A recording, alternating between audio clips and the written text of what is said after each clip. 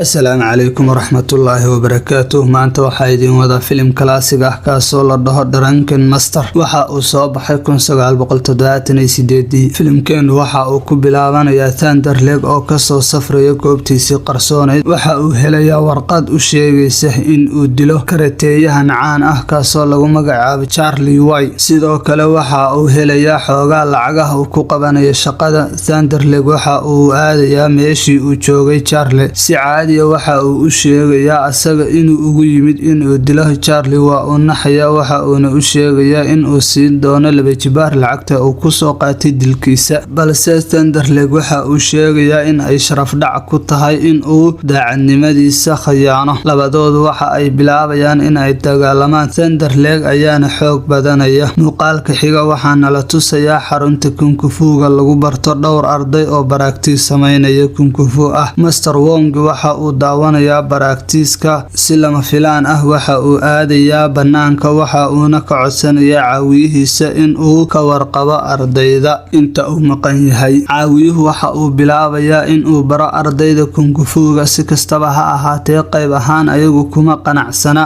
Freddy Wong waxa uu bilaabayaa in uu ku jeesjeeso asaga. caawiyuhu markii uu ogaado arrintaa waa uu canaantay Freddy waxa uuna u sheegay kaliya in uu yahay arday in uusan u dhaqmin sida uu rabo haddii uu yahay aabihiis. Master Wong caawiyuhu waxa uu isku dayayaa in uu cashar u dhigo Freddy. waa ay dagaalamayaan laakiin si fudud waxaa gacanta sare yeelanaya Freddy. isla maalintaas gelinkeedii dambe Freddy iyo asxaabtiisu waxa ay cunayaan cunno marka ay arkeen gabar qurux badan oo taagan wadada. Freddy waxa uu sheegayaa in ay gabadhaas habsiin doonto. saaxiibadiis waxay sharad kula gelayaan inuu gabadha habsiiyo ayaguna ay bixinayaan cunadiisa. intaa ka bacdi waxa uu soo qaatay mas dambiil ku jira isla kaasna ayada ayuu ku cabsiiyey waxa uuna u isticmaalay si uu hab u siiyo. si dhaqsi ah gabadha hooyadeed ayaa timid waxa ayna bilowday in ay garaacdo Freddy. Freddy waa uu ku aadi waayay kung fu-geeda si dhaqso ah ayuuna meesha ugu cararay. markii uu xaafadda u socday waxa uu ogaanayaa Lee inuu qaadanayo jeed iibinayay maskiin waxa uuna u diidayaa in uu bixiyo qiimaha saxda ee JD-ga. markuu iibiyuhu yiri isiina waa uu kala jabiyay. sidoo kale waxa uu isku dayay in uu garaaco iibiyaha. intaa kadib Freddy ayaa imaanaya waxa uuna cashar lama ilaawaan ah u dhigayaa asaga xitaa asaga oo soo qaatay seef. Lee waa uu ku aadi weynayaa Freddy. Freddy waxa uu u sheegayaa in uusan mar dambe dhicin dadka masaakiinta ah. intaa kadib Freddy xaafadda dib ayuu ugu soo laabanayaa. markii uu soo galo waxa uu arkayaa aabihiis oo la joogta islaantii maantay iyo gabadheedii. Freddy waxa uu isku dayayaa inuu sida ugu wanaagsan u dhunto wejigiisana u qariyo laakiin waa la qabanayaa asaga. islaantu waxa ay noqonaysaa aabihiis walaashii. islaantu ma sheegayso arrinta Freddy laakiin gabadha ayaa sheegaysa in Freddy uu maanta ku khashkhashaaday wadada. Master Wong waxa uu isku dayayaa in uu ciqaabo Freddy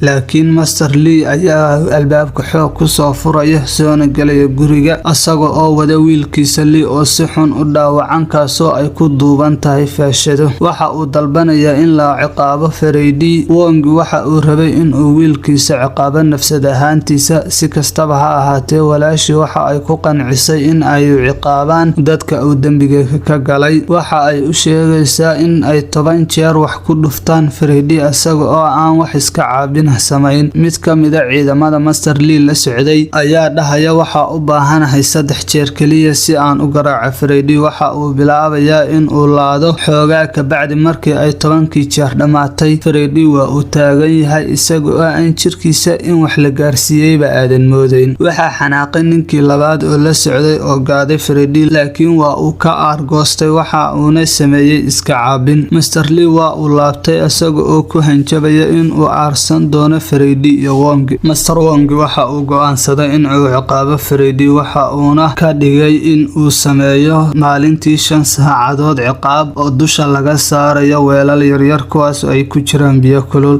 si kastaba ha ahaatee wiilku aad ayuu u caqli badnaa waxa uuna u yeeray asxaabtiisa si ay uga caawiyaan ciqaabta. waxa ay heleen qaabab kala duwan oo mar walba ay uga baxsan karaan ciqaabta. aabihiis aad ayuu uga niyad jabay waxa uuna go'aansaday in uu u diro traininka ama tababarka beegarso. inta lagu guda jiro mid ka mid ah ciqaabihii uu marayay Freddy saaxiibkiis ayaa u imaanaya si uu uga badbaadiyo sidoo kalena u sheegaya in uu gali doono dhibaato mar dhow sidoo kalena waxa uu u sheegay in Pegasus uu caan ku yahay ciqaabta ardaydiisa in ay qaybtoodba ku curyaanto Freddy waxa uu sheegayaa in uu go'aansado in uu cararo markuu guriga iskaga soo tagay waxa uu dareemayaa gaajo iyo lacag la'aan aad u daran waxa uu imaanayaa maqaayad waxa uu dhinac fariisanayaa nin wax cunaya waxa uu dalbanayaa cunooyin badan asaga oo rajeynaya in uu bixin doono ninka ag fadhiya markii uu calooshiisa buuxsaday waxa uu go'aansaday in uu iska baxo laakiin waxa soo baxday ninku in uu ahaa ninka maqaayada iskale inta kadib Freddy waa la garaacayaa ayada oo la garaacayo waxa la kulmaya Pegasus labadoodu waxa ay awoodayaan in ay garaacaan nimanka maqaayada ka shaqeynayay banaanka Freddy waxa uu mahadcelinayaa Pegasus inta uu caawiyay darteed ma uusan ogeyn in uu yahay Pegasus kaas oo ka cabsanaya ugana soo cararay gurigiisa waxa uu horay u sii waday inuu wax ka sheego ninka asaga oo ogeyn in uu yahay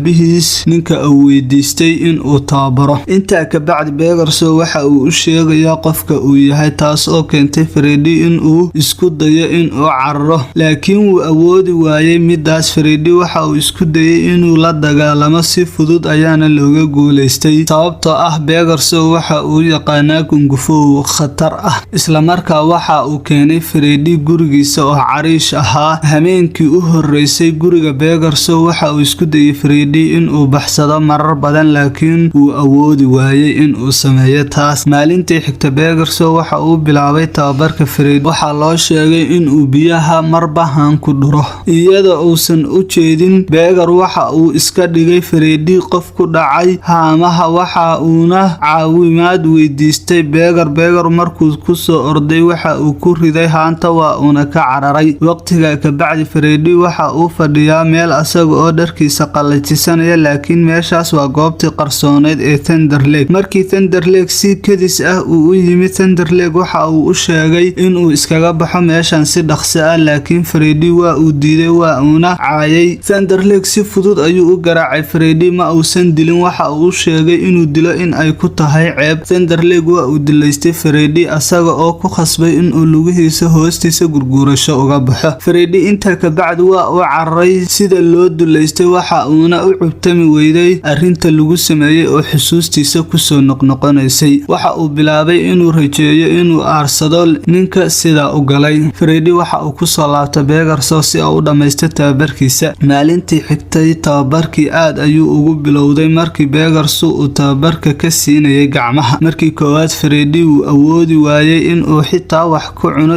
dhibaatooyinka ka soo gaaray balse si dhaqsi ah gacmihiisu waxa ay ku heleen awood xad dhaaf ah uu ku burburin karo miraha geedaha maalin Freddy iyo Pegasus waxa ay aadeen khamaarka xaafadda Pegasus waxa uu leeyahay indho khatar ah waxa uuna sameeyay in uu ku guuleysto markasta ninka khamaarka iskale wuxuu isku dayay in uu lacagta ka soo celiyo laakiin Pegasus waxa uu haystaa lacag ku filan uu ku cabo asbuuca oo dhan markii uu guuleystay ciyaartii ugu dambeysay waxa soo baxay ninka ugu khayaanada badan kaasoo ay wada dhigteen lacagtii ay wada haysteen ninkii wuxuu isku dayay in uu khayaano ku guuleysto laakiin Pegasus aad ayay indhihiisu u qabteen waxa uuna soo saaray meesha uu coinska ku qariyay ninkii waxa uu isku dayay in uu la baxsado lacagta Freddy ayaa istaajiyay waxa uuna u sheegay in uu lacagtooda u soo celiyo laakiin ninkii waxa uu tusay awoodda madaxiisa waxa uuna u soo bandhigay inuu la dagaalamo Freddy markii koowaad waa laga awood badiyay laakiin si dhaqso ah waxa uu ku helay dube ninkii uu ku garaacay Pegasus waxa uu weydiiyay in uu lacagta qaado una soo gado cabitaan si kastaba ha ahaatee Freddy waxa uu aadayaa maqaayad waxa uuna cunayaa dhammaan cunooyinka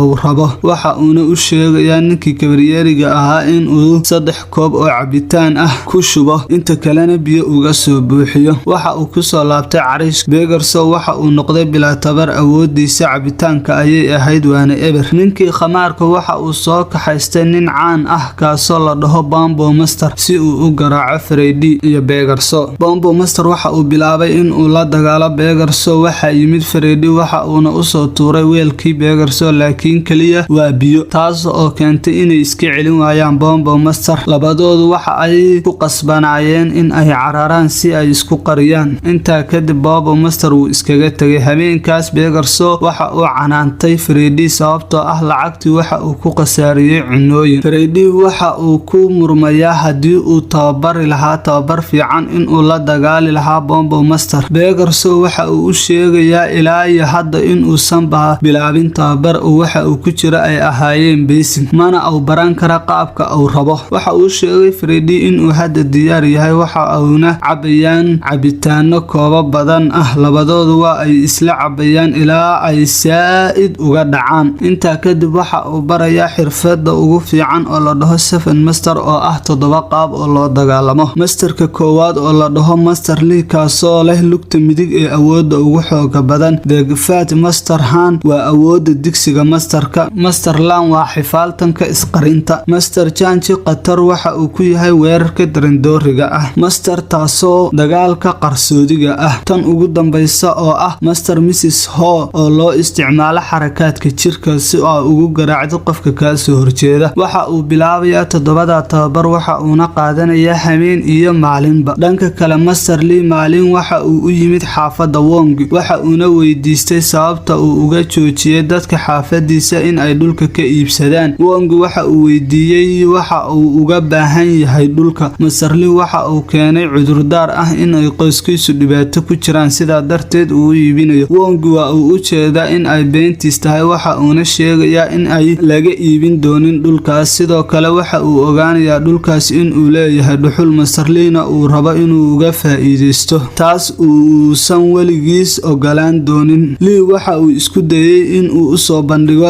20% faa'iidada haddii uu ka caawiyo laakiin Wong waa uu iska diiday waxa uuna u sheegay in Master Lee uu si dhaqso ah gurigiisa uga baxo. wax yar ka bacdi goobtii qarsooneyd Thunder Lake waxa uu ka helayaa warqad ka socota Master Lee kaasoo uu lagu dilayo Master Wong. maalintaas gelinkeedii dambe Freddy waxa uu rabay in uu aado goobtii Pegasus asaga oo wada asbuuca wixii ay cabi lahaayeen. waxa uuna arkayaa wadada Bombo Master asaga oo raba in uu ka aarsado. markii uu dambeysay waxa uu bilaabayaa in uu fawdeeyo ama khashkhashaado. Bombo Master waxa uu isku dayaa in uu la dagaalamo waxaana bilaabanaya dagaalkoodii. waxa uuna garaacayaa Freddy inta hore isaga oo si fiican ula dagaalamaya. Freddy waxa uu cabayaa cabitaanka waxa uuna bilaabayaa isteelka cabitaanka laakiin Bombo Master ma uu awoodo isteelka cabitaanka ee Kung Fu-ga waxa uuna aqbalayaa guuldarrada. Freddy xataa waxa uu qaadanayaa 2 weel oo waaweyn oo kuwaas oo cabitaan ah asaga oo ugu yimid cariishkii Pegasus. waxa uu ogaanayaa in uu tagay waxa uuna u reebayaa warqad taas oo ah in uu u dhamaaday tababarkiisii uuna aabihiis ula dhaqmo si fiican. guriga Master Wong waxa imaanaya nin u sheegaya Master Lee in uu niman ay qaadanayaan dhuxusha dhulka ayaga oo aan fasax ka qaadan Master Wong. Master Wong waa uu soo ordayaa goobtii mana uusan arkin qof aan ka ahayn Thunder Lake oo meesha ku sugaya. Thunder Lake waxa uu sheegayaa in uu la dagaalamo waxa uuna u sheegayaa in ay u tahay farxad in uu la dagaalamo Master Wong sababtoo ah in uu yahay qof u dhigma. waxa kale oo uu sheegayaa in uu dili doono Master Wong asagoo aan sharafta ka qaadin. Master Wong iyo Thunder Lake waxa ay bilaabayaan in ay dagaalamaan sidii la filayay. Thunder Lake waa uu ka qatarsanaa Master Wong. waxa imaanaya Freddy waa uuna u yimid waxa uuna u sheegayaa aabihiis in uu la dagaalamayo bedelkiisa. qof walba waa uu la yaab ayay ku noqotay. inta kadib waxa yimid Pegasus. Thunder Lake cabsi ayay gelisay taas waxa uuna u sheegay in uusan la dagaalami doonin uu ku filan yahay Freddy. Thunder Lake iyo Freddy waxa ay bilaabayaan in ay dagaalamaan waxa ayna isticmaalayaan aqoontooda oo dhan. inta kadib waxa uu isticmaalayaa tababarkiisii Seven Master waxa uuna garaacayaa Thunder Lake. filimkeenuna waxa uu ku dhamaanayaa ayaga oo dhammaantood meeshaas jooga. filimkeena maanta intaas ayuu noogu egyahay. haddaan nala soo gaadho dhammaadka waxaa si sharaf leh kaaga codsanaynaa in aad subscribe noo saartid gambaleelkana furatid. laygtaadu waa noo dhiirigelin si aan u helo saaxiibo u wanaagsan sida adiga oo kale. mahadsanid walaal.